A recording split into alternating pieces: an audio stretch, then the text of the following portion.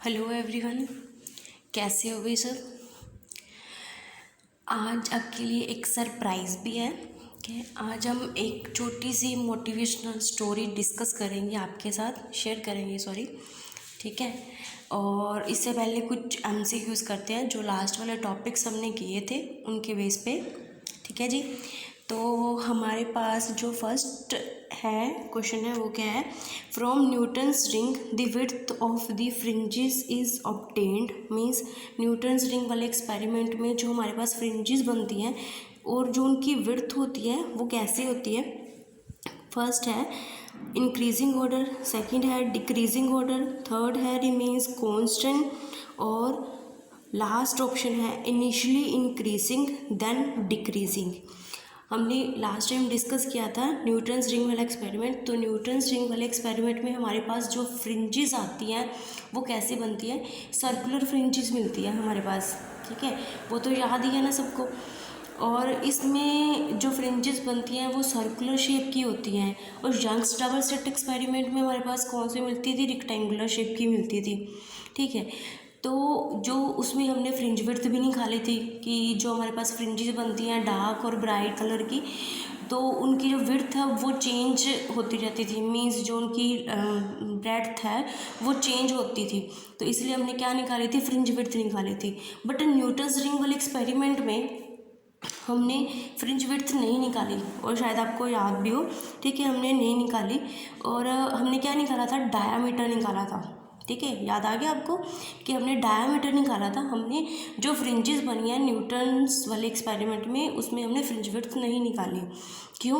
क्योंकि उसमें हमारे पास जो रिंग्स बन रही हैं, ठीक है, उसमें जो रिंग्स बन रही हैं उनका डायामीटर चेंज करता है, बट हमारे पास जो विड्थ है वो चेंज नहीं करती। मीन्स उनकी जो ब्रेड्थ है वो चेंज नहीं करती, हमारे पास उनका डायामीटर चेंज होता है। जैसे जैसे इंक्रीज़ होती जाती है नंबर फ्रिंजेस का, वैसे वैसे उनका डायामीटर भी चेंज होता है, ठीक है। तो इसमें इस क्वेश्चन में हमारे पास क्या पूछा है, from Newton's ring the width of the fringes is obtained increasing order, decreasing order, remains constant, initially increasing then decreasing। तो हमारे पास क्या आएगा, remains constant, that is C option, ठीक है जी। नेक्स्ट क्वेश्चन है हमारे पास, which optical instrument is use for provide interference of different shapes. कौन सा इंस्ट्रूमेंट है, ऑप्टिकल इंस्ट्रूमेंट, जो यूज़ किया जाता है डिफरेंट शेप्स की इंटरफेरेंस फ्रिंजेस को ऑब्टेन करने के लिए, ठीक है। तो हमने 2 एक्सपेरिमेंट किए हैं।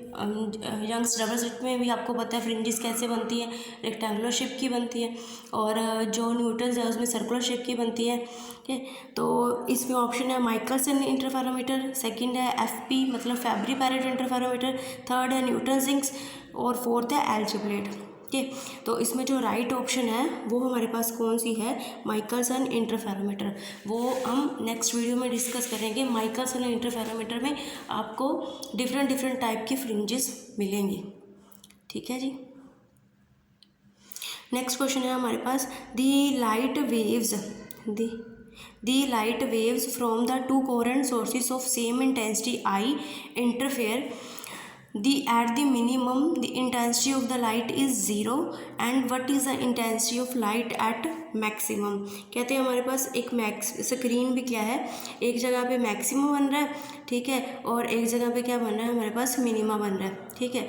और अगर बोल रहे हैं कि जो लाइट आ रही है, लाइट वेव्स आ रही हैं, उनकी इंटेंसिटी क्या है, आई है। मतलब अगर 2 स्लिट्स से हमारे पास आएगी आई, दोनों स्लिट्स से हमारे पास जो लाइट वेव्स आ रही हैं दोनों की इंटेंसिटी क्या है, आई, ठीक है। और अगर मिनिमम पे हमारे पास इंटेंसिटी 0 हो जाएगी, ठीक है, तो मैक्सिमम पे है इंटेंसिटी क्या हो जाएगी, ये दोनों का सम होगा ना। इंटरफेरेंस में क्या होता है कि इंटेंसिटी क्या होती है, ऐड होती है या सब्ट्रैक्ट होती है।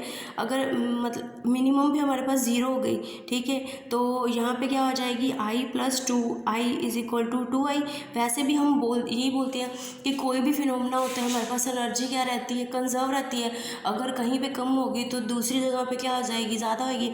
अगर आई और आई दोनों की बात करें तो टोटल हमारे पास इंटेंसिटी क्या आनी चाहिए, 2i आनी चाहिए। अगर एक जगह पे 0 हो जाएगी तो दूसरी जगह पे क्या हो जाएगी, ऑब्वियसली 2i हो जाएगी, ठीक है जी। तो हमारे पास जो राइट ऑप्शन आएगी वो क्या है, 2i, that is the B option, ठीक है। That is a B option. Next question क्या है, professor Raman was awarded Nobel Prize for his work on which of the following phenomena। जो रमन हमारे पास साइंटिस्ट थे प्रोफेसर, उनको जो नोबेल प्राइज़ मिला था वो किस फिनोमेना के ऊपर मिला था। हमारे पास ऑप्शन है स्कैटरिंग, सेकंड है डायफ्रैक्शन, थर्ड है इंटरफेरेंस, फोर्थ है पोलराइजेशन। इसका आंसर आपने खुद बताना है कमेंट सेक्शन में, कमेंट बॉक्स में। डन। नेक्स्ट हमारे पास 20th क्वेश्चन है, what is the angle between the direction of oscillation of waves and direction of propagation. अगर आपने वेव्स वाला चैप्टर पढ़ा ही होगा ग्रेजुएशन में, ठीक है, तो हमारे पास मान लीजिए कि हमारे पास जो एक्स एक्सिस है वो क्या है, डायरेक्शन ऑफ प्रोपेगेशन है। तो जो हमारे पास direction of oscillation of waves क्या होती है, उसकी हमेशा क्या होती है, परपेंडिकुलर होती है, ठीक है। जो डायरेक्शन ऑफ प्रोपेगेशन और डायरेक्शन ऑफ ऑसिलेशन की डायरेक्शन होता है, हमारे पास प्लेन होता है, वो एक दूसरे के क्या होती हैं, परपेंडिकुलर होती हैं। तो हमारे पास जो राइट ऑप्शन है वो क्या है, सी π/2। देन नेक्स्ट क्वेश्चन है हमारे पास, which of the following is not property of photons. इनमें से कौन सी प्रॉपर्टी नहीं है फोटोन्स की। फर्स्ट है मोमेंटम, ए ऑप्शन, बी है एनर्जी, सी है फ्रीक्वेंसी, डी है रेस्ट मास। तो अगर आपने फोटोन्स के बारे में कभी भी पढ़ा हो, ठीक है, तो इसका मोमेंटम भी होता है, ठीक है, और एनर्जी भी होती है, फ्रीक्वेंसी भी होती है, बट इसका रेस्ट मास हमारे पास क्या होता है, ज़ीरो। फोटोन्स का रेस्ट मास हमारे पास क्या होता है, ज़ीरो। तो राइट ऑप्शन आपके पास क्या आएगी, D option. Done. Next question है, which of the following is not the property of photons. Sorry, question repeat हो गया, ठीक है। नेक्स्ट क्वेश्चन हम देखते हैं, which of the following is incorrect about photons. इनमें से कौन सी ऑप्शन है वो जो हमारे पास फोटोन्स के लिए क्या इनकरेक्ट है, सही नहीं है। फर्स्ट ऑप्शन है फोटोन्स रेस्ट मास ज़ीरो, ठीक है, ये तो अभी हमने डिस्कस किया गया कि फोटोन्स का रेस्ट मास क्या होता है, ज़ीरो, इट मीन्स ये तो सही है, ठीक है। सेकंड है फोटोन्स मोमेंटम इज h/c। अभी हमने ऊपर वाले ऑप्शन में देखा था कि हमारे पास जो मोमेंटम होता है फोटोन्स का, ए ऑप्शन वही थी, ठीक है, और एनर्जी h वही वह भी थी हमारे पास ऊपर वाले में। मतलब फोटोन्स का रेस्ट मास ज़ीरो होता है, मोमेंटम भी होता है, एनर्जी भी होती है, ठीक है।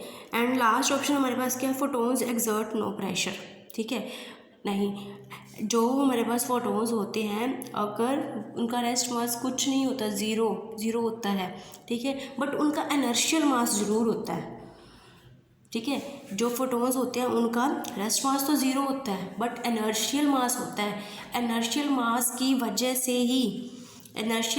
वजह से ही वो ग्रेविटी को रिस्पॉन्ड करते हैं। मतलब अंडर ग्रेविटी वो अट्रैक्ट और रिपेल होते हैं, मतलब, ठीक है। तो हमारे पास क्या है, इसमें जो लास्ट ऑप्शन है वो क्या है, फोटोन्स एक्सर्ट नो प्रेशर, ये क्या है, इनकरेक्ट है जो ठीक है जी।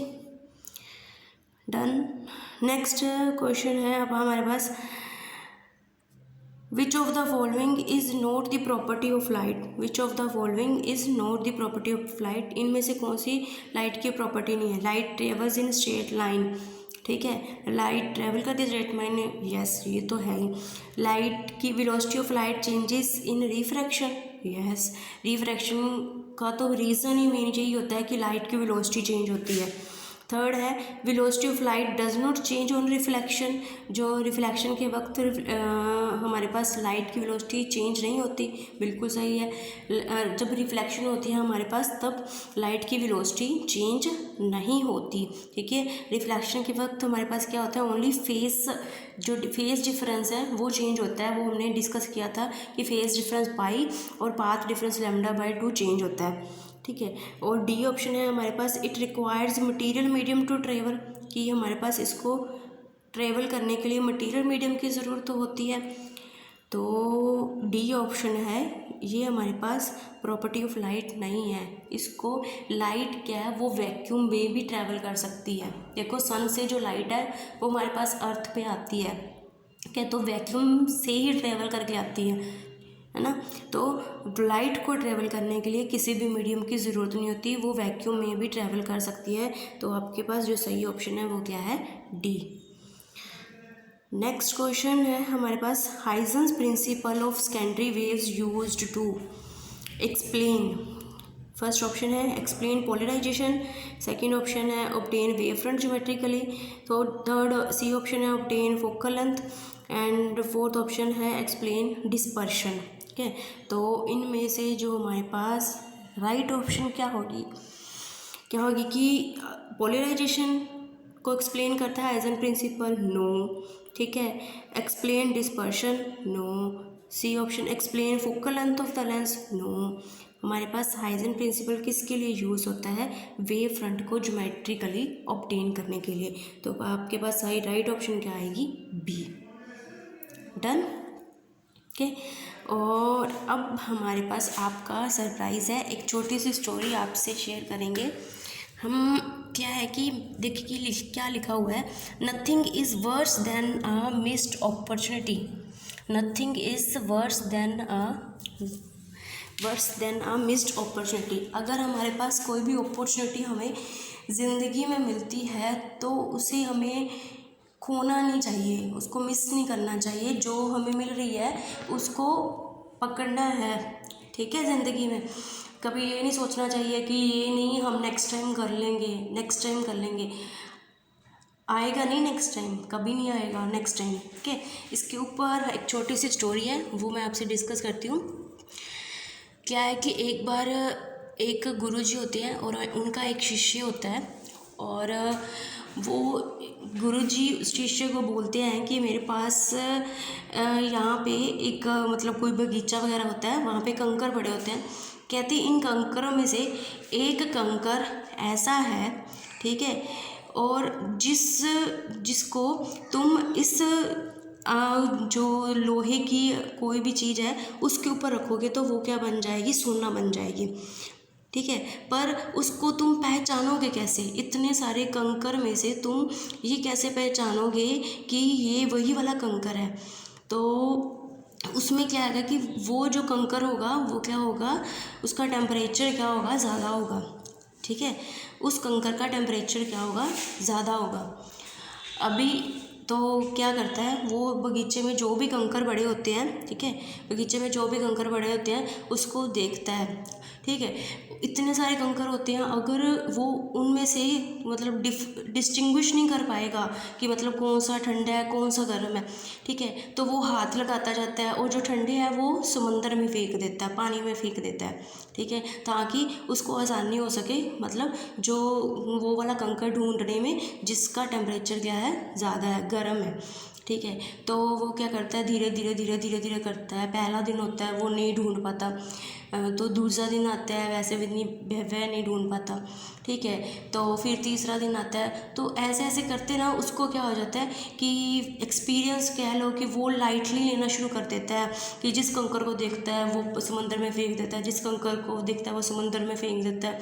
चल भाई जा जा जा, हम अभी ये भी नहीं है, ये भी नहीं है, देखता है। तो क्या करता है, ऐसे करते करते एक कंकर उसके हाथ में आता है, ठीक है, तो वो उसको भी फेंक देता है समंदर में, पानी में। और जब वो फेंक देता है तब उसको फील होता है कि यार ये कंकर तो गर्म था, इसका टेम्परेचर क्या था, ज़्यादा था। ओ शिट, वो माथे पे हाथ मारता है, अरे यार मैंने क्या कर दिया, गुरुजी ने तो मेरे को वही कंकर ढूंढने के लिए कहा था और मैंने क्या कर दिया, वही कंकर पानी में फेंक दिया। अब तो गया मुक्का हाथ से, वो कंकर गया हाथ से। अब वो उसके कंकर का हाथ से जाने का मतलब क्या था, उसके पास जो मौका था, उस लोहे की जो चीज़ थी उसको सोना बनाने का मौका, वो कंकर उसके हाथ से गया, मतलब वो मौका उसके हाथ से गया। ठीक है, तो यही चीज़ हमने, यही जो स्टोरी है इसको हमने क्या करना है, अपनी रियल लाइफ में लेना है। देखिए लॉकडाउन हुआ है, इसका मतलब ये नहीं है कि पेपर नहीं होगा, लॉकडाउन का मतलब यही नहीं है कि पेपर नहीं होगा, पेपर तो होगा ही ऑब्वियसली। ठीक है, तो 1 मंथ में नहीं होगा, 2 मंथ में होगा, बट ये चीज़ सोचने वाली है कि हमें टाइम और मिल गया, जो भी हमारे पास मटेरियल है, कंटेंट है, उसको अच्छे से पढ़ने का। पहले तो हमारे पास एक ही महीना था, 1 मंथ ही था, ठीक है, तो उसमें हम इतना नहीं कर पाते, कर भी लेते तो इतना अच्छा नहीं कर पाते। अभी हमारे पास टाइम है तो उस मौके को हमने खोना नहीं है, क्या उस मौके को हमने खोना नहीं है, हमने गवर्नमेंट जॉब लेनी ही है। इसलिए हमें जो ये टाइम है, लॉकडाउन वाला टाइम है, उसमें ढील ना लेते हुए, ढील नहीं लेनी हमने और मेहनत से और हार्ड वर्क करना है ताकि हमारे मार्क्स क्या आ सके, अच्छे आ सकें। ठीक है, अभी ये ना सोचें कि लॉकडाउन हुआ है, पता ही नहीं पेपर कब होगा, इस साल होगा या अगले साल होगा, पता नहीं है। ठीक है, ये सोचते सोचते ये ना हो कि जो टाइम मिला वो भी निकाल दें और नेक्स्ट मंथ पेपर ले लें, और तब हमें कुछ आता ही ना हो, तब हम भी उसकी तरह माथे पे हाथ मारें, अरे यार ये क्या कर दिया हमने, मौका था हाथ से गंवा लिया, क्या करें अब तो डांट पड़ेगी मम्मा से पापा से। ऐसा नहीं करना है हमें। जो टाइम है इसको, जो अपॉर्चुनिटी हमें मिली है, ये बहुत अच्छा मौका मिला है हमें अपने लिए के पढ़ने के लिए, तो पढ़िए। ठीक है, जितने भी मेहनत आप कर सकते हो, दिन रात एक कर सकते हो, उसको करिए।